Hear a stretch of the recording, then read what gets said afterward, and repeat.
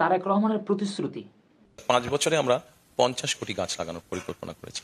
I have a প্ল্যানের একটি অংশ হচ্ছে যে আমরা আগামী 12 তারিখে যে নির্বাচন, এই নির্বাচনে ইনশাল্লাহ বাংলাদেশ জাতীয়তাবাদী দল সরকার গঠনে সক্ষম হলে জনগণের ম্যান্ডেট নিয়ে আমরা সমগ্র বাংলাদেশে 20,000-এর মতন কিলোমিটারের মতন খাল আমরা খনন করতে চাই।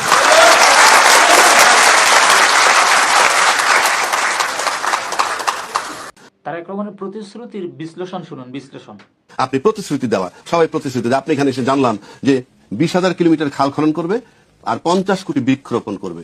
আপনি লিখে রাখেন, you just note it down. আদৌ বাস্তবসম্মত কিনা আমি ইতিমধ্যে ক্যালকুলেট করলাম। 20,000 কিলোমিটার খাল খনন মানে যদি 5 বছর মেয়াদ পায় নাকি 5 কোটি, আপনি ভালো করে দেখেন 50 কোটি। আপনি টিভি স্ক্রলে দেখছেন, আপনি এখানে লেখা আছে কয় কোটি। এখন শেষ করি আপনাকে। যদি 20,000 কিলোমিটার খাল খনন আপনি করতে চান 5 বছরে, দৈনিক গড়ে 11 কিলোমিটার খাল খনন করতে হবে। আপনি লিখে রাখেন, নোট ইট ডাউন, আমি আপনাকে নোট করে রাখতে বললাম। 50 কোটি বৃক্ষরোপণ যদি আপনি করতে চান, প্রতিদিন 2,73,000 গাছ রোপণ করতে হবে, লিখে রাখেন। দেশটাই তো থাকবে না। 20,000 কিলোমিটার খাল খনন করলে সব নদী, আর 50 কোটি বৃক্ষরোপণ করে দেখেন তো দেশে ল্যান্ড থাকে কিনা। একটা কথার কথা বললাম।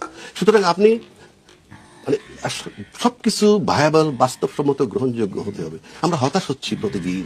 এখন যদি বলেন আপনি হতাশ হলে কি আসে যায়? সব যদি খাল হয়ে যায় আর সব যদি বৃক্ষরোপণ করে, তাহলে আমরা থাকবো কোথায়? হ্যাঁ, উনি যে বিশ্লেষণটা করলেন, ওনার বিশ্লেষণ কি আপনার সাথে একমত? যদি ওনার সাথে একমত হয়ে থাকেন, একটা লাইক করবেন। আর যদি ওনার সাথে একমত না হয়ে থাকেন, কমেন্টে অবশ্যই আপনি আপনার মূল্যবান মতামত রেখে যাবেন, আর রেখে ভিডিওটা শেয়ার করে দেবেন। তবে হ্যাঁ, ওনার যুক্তিটা কিন্তু আমার কাছে সঠিক মনে হয়েছে। 50,000 কোটি যদি বৃক্ষরোপণ করেন, তাহলে সাধারণ জনগণ কোথায় গিয়ে থাকবে?